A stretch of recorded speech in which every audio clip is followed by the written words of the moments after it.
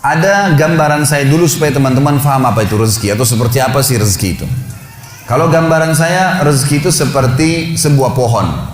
Pohon ini teman-teman sekalian ada buah yang berjatuhan dan ada buah yang bergelantungan. Buah yang berjatuhan dan bergelantungan, siapa saja boleh mengambilnya. Beriman atau kafir, semua bisa dapat. Makanya jangan heran kok ada orang kafir sembah berhala atau mungkin ngaku Tuhan punya anak dan seterusnya, tapi masih hidup, punya rumah mewah, makan segala apa yang dia mau. Dah iya. Karena rezeki itu Allah siapkan untuk semua makhluk, nggak terkecuali. Kalau orang kafir tiba-tiba Allah nggak kasih rezeki, maka nggak ada orang kafir nantinya.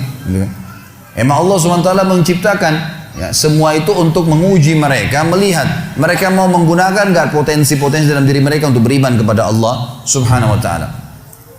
Buah yang berjatuhan teman-teman sekalian, semua orang berusaha tidak berusaha akan dapat itu. Seperti misal segelas air ini, saya nggak pernah minta sama teman-teman panitia untuk disiapin, tapi disiapin buat saya. Kapan saya ambil pipetnya, kemudian saya lubangin, saya minum, maka ini jadi rezeki saya. Ini namanya rezeki mutlak. Kalau bahasa saya, rezeki mutlak. Ini saya tulis di tulisan saya, buah yang berjatuhan namanya rezeki mutlak. Buah yang bergelantungan namanya rezeki ikhtiar. Ini hanya untuk mudah difahamin saja ya. Ini konsep yang saya tulis sendiri sebenarnya untuk memahaminya. Rezeki yang berjatuhan namanya mutlak. Seseorang akan datang padanya. Kita lagi duduk tiba-tiba tetangga antarin makanan. Lagi jalan sama teman tiba-tiba ditraktir, gitu kan? Atau mungkin orang tua kita setengah mati banting tulang, tiba-tiba beliau meninggal lalu kemudian kita dapat warisan. Namanya mutlak. Kalau ini teman-teman sekalian kita mau nggak mau akan datang kepada kita. Dan ini masuk dalam makna hadis Nabi SAW yang berbunyi, tidak ada jiwa meninggal dunia kecuali akan dilengkapkan seluruh rezekinya. Ini maknanya. Karena ada hadis yang berbunyi begitu ya. Tidak ada jiwa yang meninggal dunia kecuali seluruh rezekinya akan diberikan kepadanya. Yang dimaksud adalah rezeki yang berjatuhan tadi. Juga ada hadis yang lain kata Nabi SAW, kalau seseorang lari dari rezekinya, seperti dia lari dari kematian, maka rezekinya akan mendatanginya sebagaimana mati mendatanginya. Ini namanya rezeki mutlak. Mau nggak mau datang kepada antum. Jadi kan, pasti datang. Ini kafir atau beriman. Tinggal yang kedua teman-teman, rezeki ikhtiar. Rezeki yang ada, buah tadi yang ada di atas pohon. Untuk mengambilnya kita butuh tangga. Kita butuh tangga. Fasilitasnya. Fasilitas ini teman-teman sekalian, tangga ini adalah ilmu. Adalah ilmu.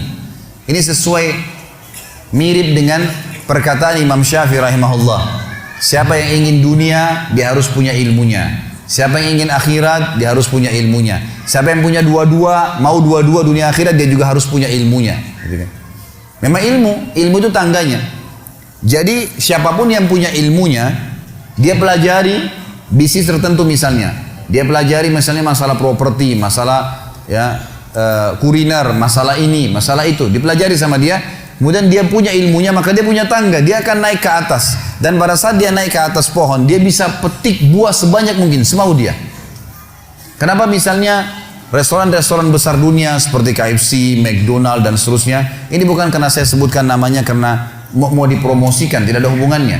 Tapi yang saya maksudkan adalah bagaimana bisa seseorang yang beragama Yahudi, kufur kepada Nabi SAW, kufur kepada Allah, Allah pastikan kekafiran mereka, tapi bisa punya cabang sampai jutaan cabang, ribuan, ratusan ribu cabang seluruh dunia.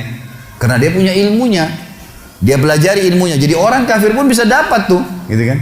Bisa dapat. Jadi jangan heran teman-teman kenapa orang kafir bisa punya banyak usaha. Ya dia punya ilmu, kita pelajarin. Makanya Allah berikan standar dalam masalah rezeki. Semua manusia punya dua mata, punya dua kaki, punya dua tangan, waktunya sama 24 jam. Potensinya sama, kecuali yang lahir dalam keadaan cacat saja. Kalau enggak sama semua, gitu kan? Bedanya kita sama orang-orang yang sudah sukses, ya hanya sekedar ilmu pengetahuannya saja. Kalau ilmunya kita milikin dan kita coba kembangkan, maka akan terbuka itu. Hanya saja, teman-teman sekalian, beda antara, dan ini kalau rezeki ikhtiar terbuka, semua orang bisa mengumpulkan sebanyak mungkin. Tinggal bagaimana dia punya ilmu. Ilmunya tangga, dia naik ke atas. Begitu dia naik ke atas, dia ambil buah yang terdekat. Yang agak jauh dipakai jala sama dia. Tambah ilmu lagi, tambah fasilitas, tambah pengetahuan, kursus lagi, tambah keterampilan. Maka dia akan bisa mengambil sebanyak mungkin, tidak ada batasnya. Bedanya antara rezeki orang beriman dengan rezeki orang kafir di berkahnya. Ini bedanya di sini. Karena orang yang beriman hanya disuruh oleh Allah mengambil rezeki yang baik saja. Bahasa agamanya halal. Halal itu maksudnya yang dibolehkan oleh Allah dan ikut dengan thayyib, berkualitas. Jadi yang berjatuhan pun datang kepada kita makanan, ternyata tetangga berikan kepada kita dari uang haram misalnya, dari hasil zina, kita berhak untuk menolaknya. Sudah datang kepada kita, kita berhak menolak karena kita tahu ini nggak baik. Allah Subhanahu wa taala hanya mau kita memetik buah-buah yang berkualitas. Yang rusak jangan diambil. Minimal bonyok aja sedikit, ada ulatnya, jangan diambil. Kalau orang kafir semuanya diambil. Mau busuk mau enggak semua diambil sama dia. Dia nggak mau tahu halal haram, nggak tahu. Ini contoh rasional memahami rezeki. Ammar TV.